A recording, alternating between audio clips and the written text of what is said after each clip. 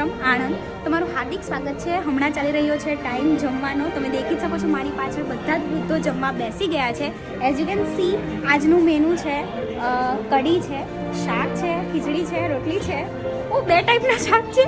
સો 2 ટાઈપના શાક છે. મારે બંને એક્સપ્લેન કરવા જોઈએ. એક છે સેવ ટામેટા, બીજું લસણિયા બટાકા. ઓકે, સંકુલમાં કદાચ આવું મેનુ નહીં હોય.